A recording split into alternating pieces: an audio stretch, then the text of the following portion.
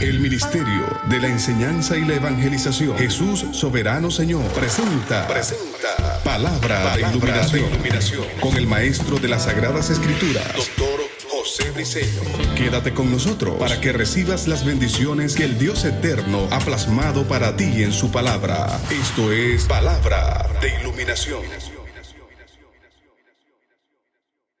Bendiciones, Maestro José Briceño, de nuevo, desde el norte de los Estados Unidos, transmitiendo para un mundo internacional. La verdad es que mi objetivo principal es enseñar las verdades verdaderas, la verdad absoluta, el pensamiento de Dios, que está plasmado en las Escrituras. Inclusive también enseñar el pensamiento de los hombres, el pensamiento de las tinieblas, que está representado por Satanás, por los demonios. Todo lo que está en las Escrituras, que el Espíritu Santo en su soberanía y en su voluntad me ilumine de lo que ya está revelado, que fue escrito por inspiración. Todo lo que yo pueda entender por el Espíritu, que viene siendo la iluminación, término fotizo, de lo que está escrito por revelación, Apocalipsis, y el Espíritu Santo me permita captarlo, entenderlo, percibirlo, buscar la forma de cómo diluirlo y enseñarlo. Este es el trabajo de los 5 ministerios, que hay muchos que no han entendido otra cosa, están centrados totalmente desviados, haciendo cosas que Dios les mandó a hacer, pero bueno, mi trabajo es este. Este es nuestro estudio número 22 acerca de lo que es la santidad genuina. Y nos toca ahora desarrollar el tópico, la tentación en relación al pecado. Vamos a tratar esto. La tentación empieza por captar tu atención. Y al captar tu atención, estimula tus deseos. Preste atención a esto. Si lo que Satanás te presenta no te llama la atención, pues no es tentación. Por ahí comenzamos. Por eso te presento esta verdad. La tentación empieza por captar tu atención. Y al captar tu atención, estimula tus deseos. Tus deseos activan tus conductas. Y tus conductas te llevan a una acción en base a lo que sentiste. Hacer caso omiso a una tentación es más eficaz que la lucha contra ella. Si meditas en ellas con el fin de luchar, nunca vas a poder vencerla, nunca. Cuanto más pienses en ella, más te retendrá. Vuelvo a repetir este párrafo que es de suma importancia. La tentación empieza por captar tu atención. Ese es su primer paso. El segundo, al captar tu atención, estimula tus deseos. El tercero, tus deseos activan tus conductas. El cuarto, y tus conductas te llevan a una acción en base a lo que sentiste. Entonces, esto indica que el hacer caso omiso a una tentación es más eficaz que luchar contra ella. O sea que si te detienes a meditar en ella con el fin de luchar en contra de ella, nunca vas a poder, jamás la vas a poder vencer. Cuanto más pienses en ella, más te retendrá.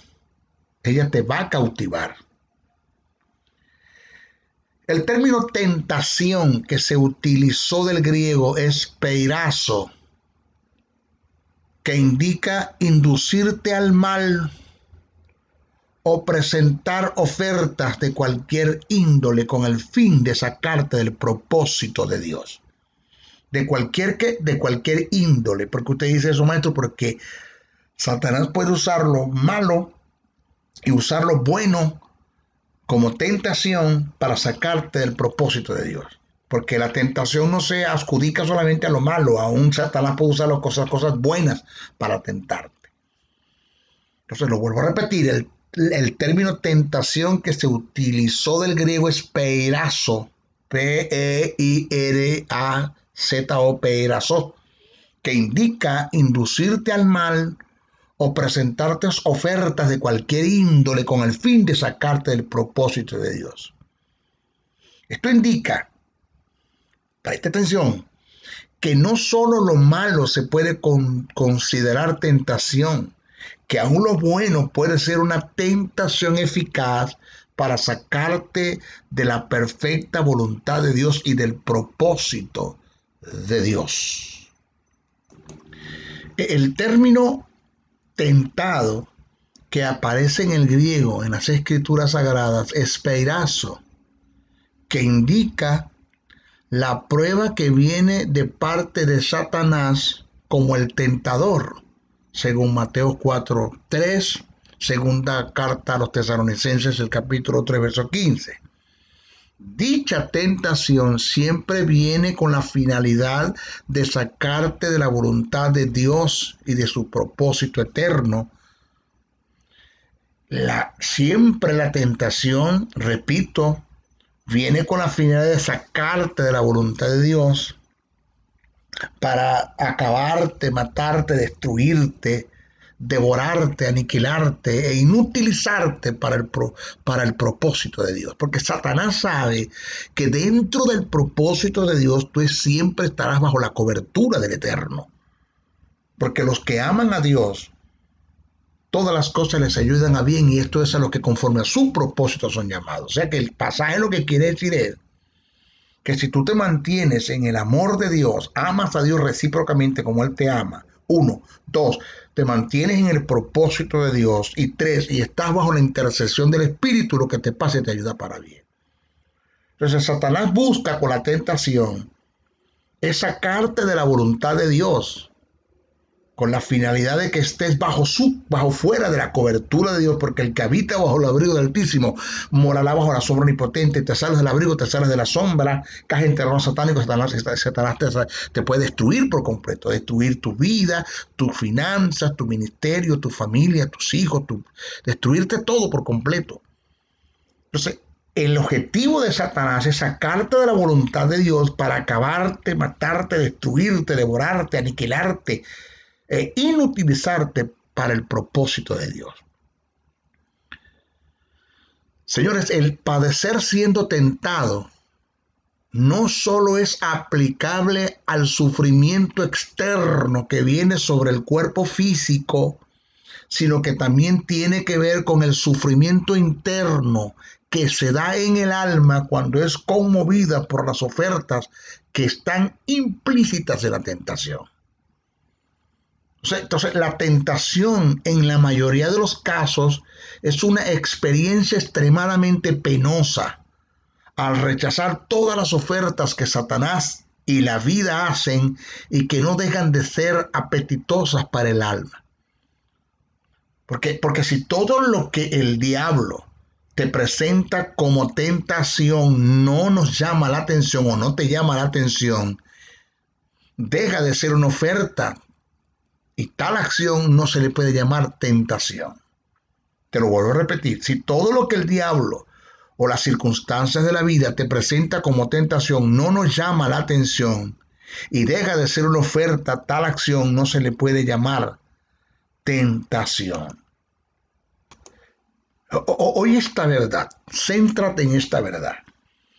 El sentido de la tentación está en la seducción que Satanás ejerce sobre ti con la presentación de ofertas que no dejan de ser apetitosas para el alma. El conflicto y el padecimiento están en no ceder a ellas por mucho que te atraigan. En una ocasión, Jesús, hablando por el Espíritu, me dio una palabra que yo dije: Señor, gracias por ella. Eso me ha bendecido la vida. Me ha sellado para no ceder a estas ofertas. El Señor me dijo: todas las ofertas que Satanás te presenta en la tentación solo están midiendo al nivel de gloria a la que mi Padre te quiere llevar. Cuando Satanás me ofreció los reinos de este mundo, yo dije para mí: ¿cómo será lo que mi Padre me tiene? Si este animal me está ofreciendo los reinos de este mundo, ¿cómo será lo que mi padre me tiene? De allí me agarré, no cedí a la tentación, honré a mi padre, derramé mi amor sobre él, para con él, activé el sentido de conveniencia, rechacé las ofertas y mira dónde estoy sentado ahora a la diestra de mi padre. Eso me ha sellado la vida. Nosotros debemos recordar que la tentación nace desde lo externo a lo interno y desde lo interno a lo externo. Vuelvo a repetir, debemos recordar que la tentación nace desde lo externo a lo interno y desde lo interno a lo externo. Voy a explicar las dos posiciones. Primero, lo externo a lo interno. Es todo aquello que Satanás te ofrece y que a través de los sentidos logra cautivar tu alma, activando concupiscencias en ellas.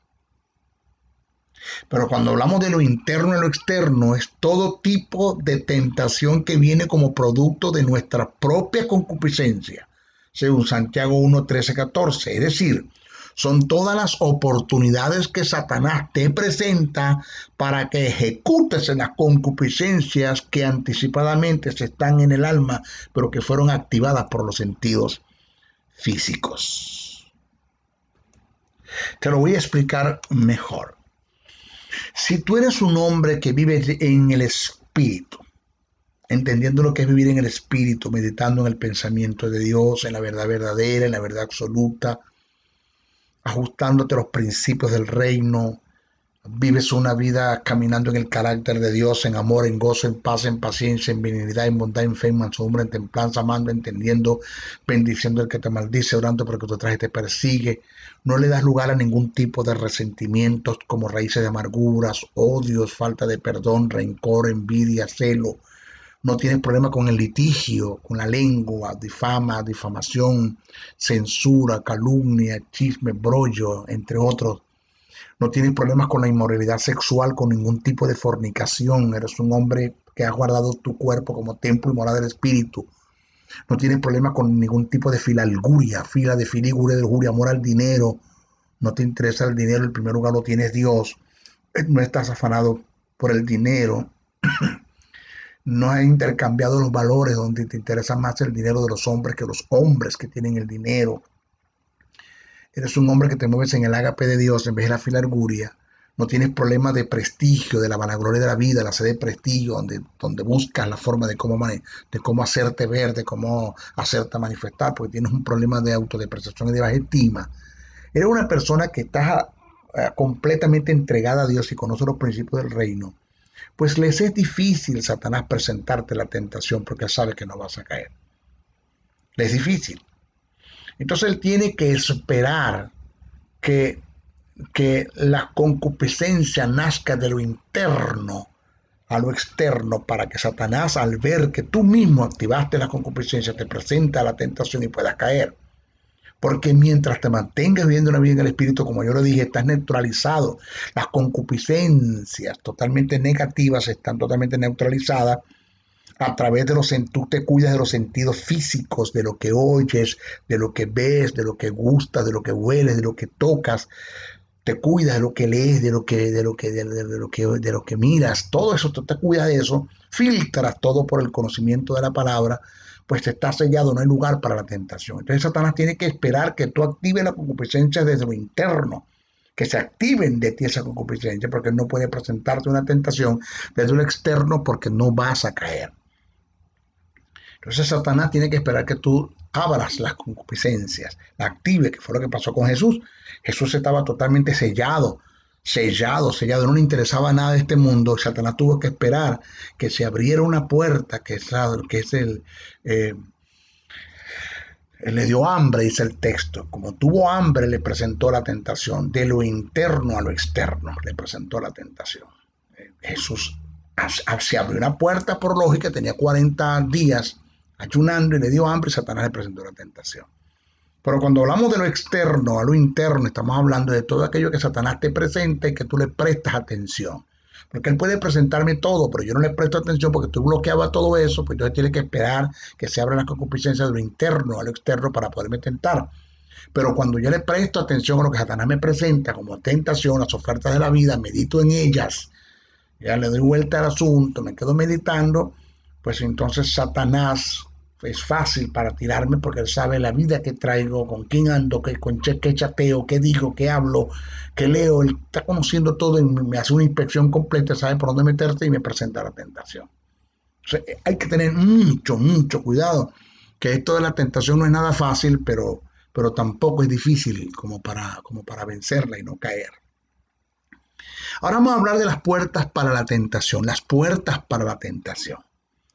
Según lo dicho por el apóstol Juan en 1 de Juan 2:16, Satanás solo cuenta con 3 puertas para presentar la tentación. Solo cuenta con esas 3, no tiene más. ¿Cuáles son? Los deseos de la carne, los deseos de los ojos, la vanagloria de la vida. Vuelvo a repetir, los deseos de la carne, los deseos de los ojos y la vanagloria de la vida. Es acá donde Juan dice, hijitos guardados de los ídolos que Juan viene hablando, ahí en su primera carta del capítulo 5, al final de esos ídolos son de estos que Juan viene presentando. La carne, los deseos de los ojos y la vanagloria de la vida que pueden ocupar el lugar que le pertenece a Dios y se convierte en un ídolo. Estas 3 puertas las utilizó en Adán, las utilizó en Jesús y sin lugar a dudas las va a utilizar en ti, las va a utilizar en mí. Vamos a hacer un estudio y una comparación paralela, un paralelismo que hubo en ambas tentaciones. Vamos a ver. Los deseos de la carne. En cuanto a Adán, el árbol era bueno para comer. En cuanto a Cristo, si eres hijo de Dios, di estas piedras que se conviertan en pan. Los deseos de los ojos. En cuanto a Adán, agradable a los ojos. En cuanto a Cristo, y lo llevó el diablo a un alto monte y le mostró en un momento todos los reinos de la tierra. La vanagloria de la vida, en cuanto a Adán, codiciable para alcanzar la sabiduría. En cuanto a Jesús, si eres hijo de Dios, échate de aquí abajo, porque escrito está, sus ángeles mandará acerca de ti que te guarden y tus pies no tropiecen en piedra. Estas 3 puertas, los deseos de los ojos, los deseos de la carne y la vanagloria de la vida, Satanás las utilizó en Adán, las utilizó en Jesús y sin lugar a dudas las va a utilizar en nosotros. Si analizamos en ambas tentaciones hay denominadores comunes que Satanás usó y sin lugar a dudas lo usará en nosotros, los cuales son, repito, los deseos de los ojos, los deseos de la carne y la vanagloria de la vida. Ahora, ¿qué son cada una de estas, maestro? No lo puede explicar claro, porque si no, no tiene sentido lo que vengo hablando. Los deseos de la carne, el término carne en este caso es subjetivo, como suele serlo cuando se usa con deseos. Así pues, el significado no es deseo por la carne, sino los deseos que tiene la carne o los deseos que se basan en la carne. La carne no indica el cuerpo material, se adjudica a la naturaleza vieja del hombre y tiene que ver con el placer físico. Los deseos de los ojos tienen que ver con todo lo que Satanás te presenta a través de los sentidos físicos, logrando captar tu atención, llevándote a la meditación para después llevarte a la acción. Y la vanagloria de la vida es todo lo que Satanás te ofrece, que te enaltece el ego, haciéndote independiente de Dios. El término vanagloria tiene que ver con la jactancia, la arrogancia, la altivez, que te conduce a la independencia. Pero más adelante, cuando hagamos el estudio en relación a la fama, daremos mayor detalles de este flagelo. Por esta causa es importante que mantengamos estas puertas cerradas. No cedas a la tentación. Satanás te ofrece mucho, te da poco y te lo quita todo. En cuanto a los deseos de la carne, nunca debemos prestar nuestro cuerpo para darle rienda suelta y alimentar dichos deseos. Nunca. Cuídese o cuidémonos de la inmoralidad sexual de cualquier tipo de fornicación. Cuidémonos. En cuanto a los deseos de los ojos, no debemos dejarnos cautivar ni meditar en las ofertas que Satanás nos presenta a través de los sentidos físicos. Y en cuanto a la vanagloria de la vida, debemos mantener una voluntad quebrantada y humilde ante la presencia de Dios, reconociendo la necesidad que se tiene de Dios y de su gracia. Esto es aquí cuando tiene sentido, cuando Jesús dijo, bienaventurados los pobres en espíritu, porque de ellos es el reino de los cielos. Y un pobre en espíritu es aquel que reconoce la necesidad que tiene de Dios y de su gracia. Ahora, siguiendo estos principios, podremos mantener las puertas cerradas y a Satanás le será difícil presentar la tentación. Sabe que va a errar al blanco. Ahora, para complementar este pensamiento, hago referencia a los escritos por el apóstol Juan en su primera carta en relación a los ídolos internos que se crean y se apoderan de nosotros. Vamos a ver. Y estos ídolos, lo duro del caso es que pasan a ocupar el lugar que le pertenece a Dios. Ocupan ese lugar. El apóstol Juan dice, hijitos guardados de los ídolos. Primera de Juan, el capítulo 5, verso 21. Me llama la atención que Juan te viene desarrollando un tema en la primera carta que escribe, el capítulo 1, capítulo 2, capítulo 3, capítulo 4 y capítulo 5. Y en el verso 21 del capítulo 5 dice, hijitos guardados de los ídolos, amén. Cuando analizo el pasaje, cuando analizo los 5 capítulos de Primera de Juan, los analizo completo, en ninguna parte Juan te habla de estatuas, de imágenes. Entonces, ¿por qué cierra así, en una forma como que se descontextualizó, se salió del contexto, perdió la alineación del pensamiento, hubo una bipolaridad aquí? ¿Qué pasó con Juan? Entonces el Espíritu me dice, no, métete bien, estudia. Y cuando me meto en el centro del texto, en el tuétano, en la carne propia, buscando la sustancia, me doy cuenta que de los ídolos que Juan viene hablando son los deseos de los ojos, los deseos de la carne y la vanagloria de la vida. O sea que el pensamiento del que escribe y el contexto, el término ídolo, que aparece en el pasaje, no se refiere a imágenes, sino a todo lo que el mundo te ofrece, que te llama la atención, dándole lugar en tu vida, fascinándote por completo, pasando a tener dominio de ti, quitándole a Dios el lugar que le pertenece. Livingstone, uno de los grandes misioneros en tiempos atrás, se metió en una jungla y consiguió unos indios adorando un palo. Y le dijo Livingstone en su oración a Dios, Señor, qué hombres, qué gente tan idólatras. Y escuchó la voz de Dios por el Espíritu y de Jesús por el Espíritu cuando le dijo, no nos llames idólatras, porque ellos no son idólatras. Ellos tienen una adoración desviada. Y para eso te llamé a ti, para que tú los instruyas en la verdad y le dejas conocer al Dios verdadero. Señor, ¿de qué tú me hablas? No, idólatra no es el que adora imágenes. Idólatra es aquel que, conociéndome a mí, se va en pos de dioses ajenos. El caso de Israel, el caso de cualquier creyente que, conociéndome a mí, coloca en su corazón a alguien que ocupe el lugar que me pertenece. Puede ser su dinero, puede ser sus hijos, puede ser sus bienes, puede ser su propia vida. Se puede convertir en un ídolo, un pecado, una mujer. Para usted de contar. Entonces, tenemos que conocer, tener mucho cuidado, que una persona que no conozca a Dios no se le puede llamar idólatra.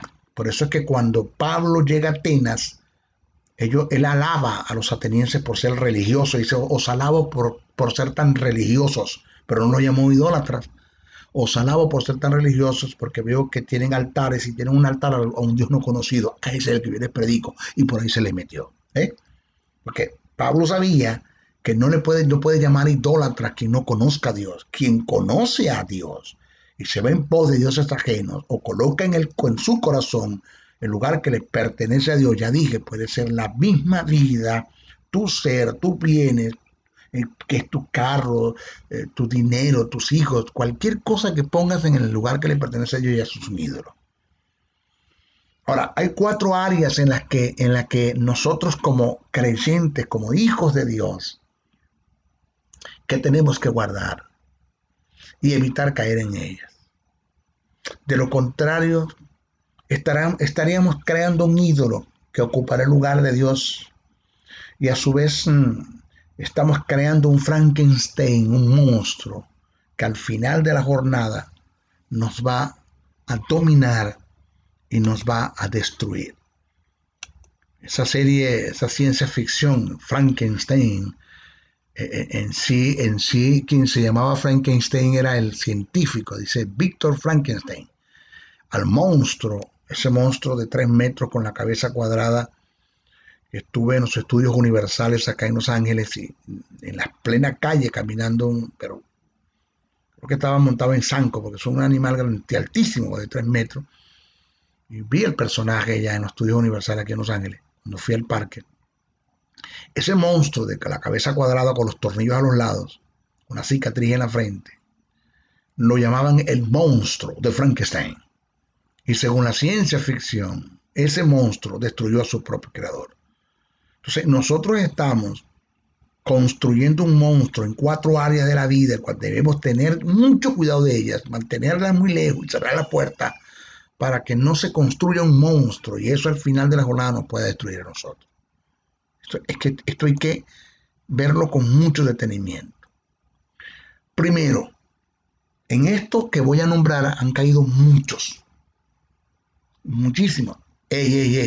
El maestro José Briceño cayó en él. En este terreno caí. Dios trató conmigo por el Espíritu. Me compungí. Me sacó de ese estado de mente en la que estaba, la codicia, por esto que te voy a nombrar ahora. Entendí que no podía seguir allí, que eso no podía seguir ocupando el lugar que le pertenece a Dios, que es el lugar de Dios, que nada puede ocupar el lugar de Dios. Dios me dijo, sal de allí, porque mientras tú no salgas de allí, yo no puedo hacer grandes cosas. Las cosas que voy a hacer contigo, las grandes bendiciones que te voy a impartir y que te voy a dar, la unción y el poder sobrenatural que se va a desatar de ti, las grandes iluminaciones que te voy a dar de mi palabra, los lugares a los que yo te voy a llevar y te voy a confiar, el ascenso y el promover que vas a tener de mí, no lo vas a poder tener si tú no sales de allí. ¿De qué estamos hablando, maestro Briceño?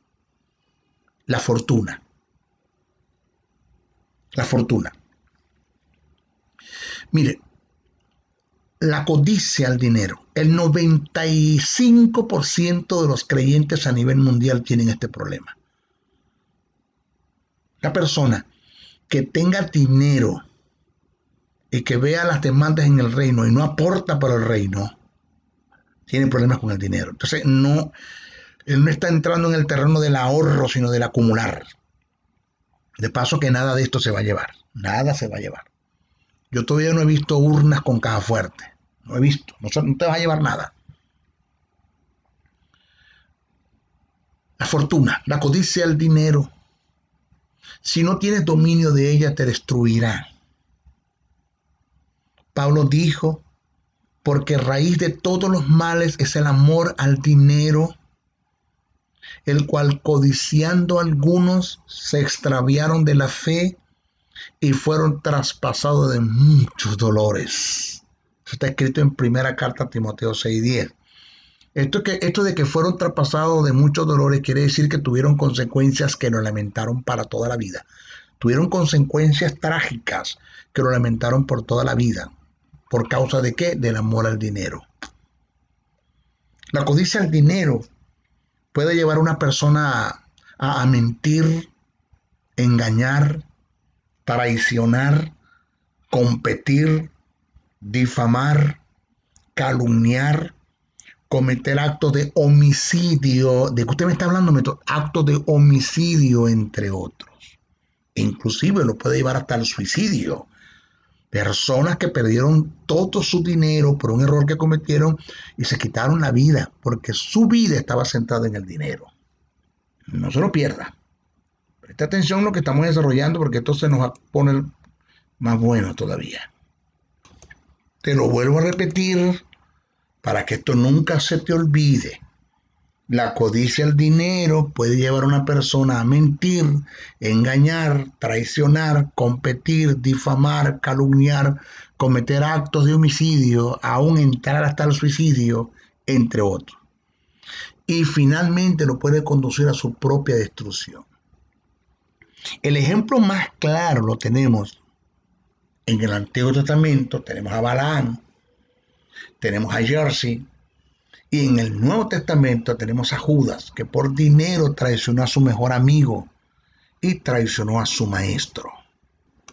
Mire, el amor al dinero trae como resultados tensiones, codicias, ruinas, perdición, competencia, traición, celos, envidias, engaños, mentira, hasta extravío de la fe, entre otras cosas. Por esta causa es de suma importancia mantener un motivo muy correcto para la adquisición del dinero. Todas estas acciones negativas son frutos de una raíz llamada el amor al dinero.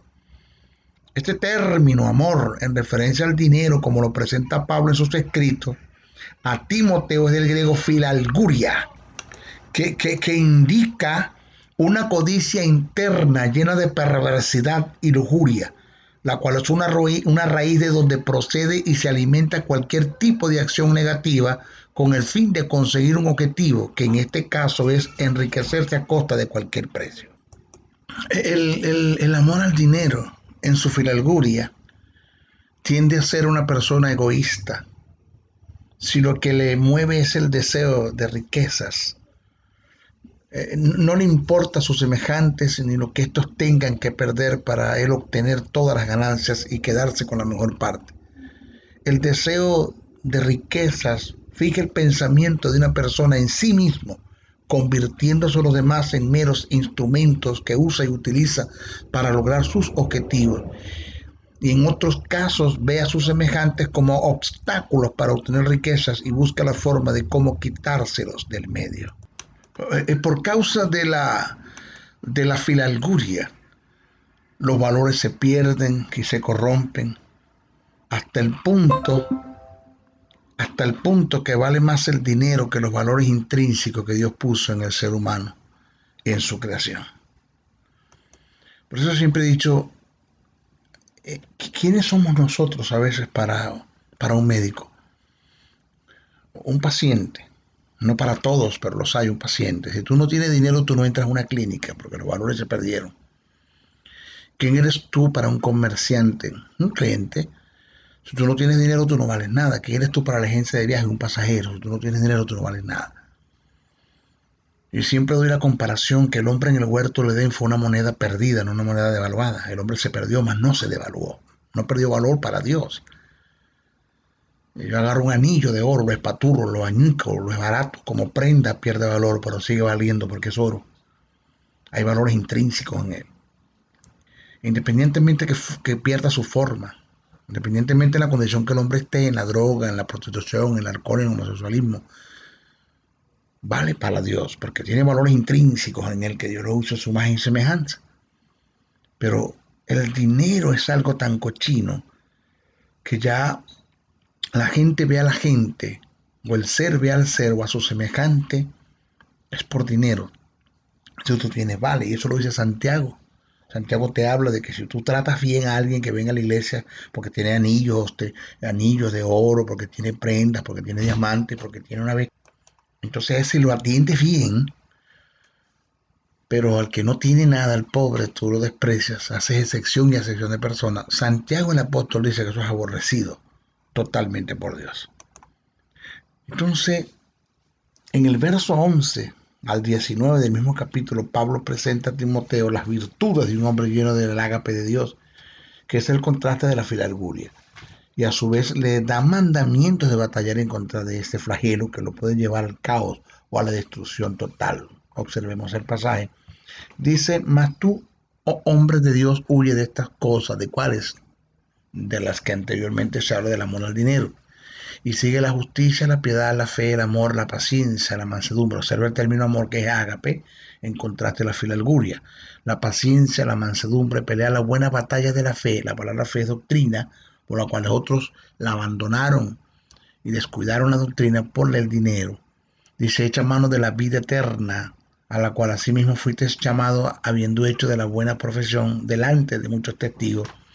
Te mando delante de Dios, que da vida a todas las cosas, y de Jesucristo, que dio testimonio de la buena profesión delante de Poncio Pilato, que guardes el mandamiento sin máculas ni reprensión hasta la aparición de nuestro Señor Jesucristo, la cual a su tiempo mostrará el bienaventurado y solo soberano, Rey de reyes y Señor de señores, el único que tiene inmortalidad, que habita en la luz inaccesible, a quien ninguno de los hombres ha visto ni puede ver, el cual sea la honra, el imperio sempiterno. Amén. A los ricos, observa el consejo de este siglo, manda que no sean altivos ni pongan las esperanzas en las riquezas, las cuales son inciertas, sino en el Dios vivo, que nos da todas las cosas en abundancia para que las disfrutemos. Que hagamos bien, que sean ricos en buena obra, dadivosos, generosos, atesorando para sí buen fundamento para lo porvenir, y que echen manos de la vida eterna. Observe que Pablo no le dice a Timoteo que a los ricos dejen la riqueza, sino que no pongan sus esperanzas en ella. Porque el problema no es tener el dinero, el problema es que el dinero nos domine a nosotros. Lo vuelvo a repetir, Pablo no dijo que lo malo es tener dinero, sino en tener amor al dinero. Entonces tenga presente que toda persona que se mueve en filalguria, lleno de perversidad y lujuria a causa del dinero, su crecimiento y su estado financiero y su vida espiritual, su ascenso y su promoción quedarán interceptados por la providencia divina por causa de cercenar la posibilidad de recibir de Dios los más grandes recursos financieros. Esto es en cuanto a la filalguria. En nuestro próximo estudio vamos a hablar un poquito acerca de lo que es la fama, que es el segundo ídolo que está en el corazón de muchos hombres en nuestras congregaciones. ¿Ok? Bueno, se despide el maestro José Briceño. Hasta nuestra próxima oportunidad. Bendiciones, bendiciones, bendiciones. El Ministerio de la Enseñanza y la Evangelización, Jesús Soberano Señor, presentó Palabra de Iluminación. Te invitamos a un nuevo espacio de corte similar por nuestros diferentes medios de comunicación. Contáctanos en los Estados Unidos al WhatsApp +01 786-604-3352 y a los correos josén77briceno@gmail.com y a maestrojosebriceno.blogspot.com. Bendiciones.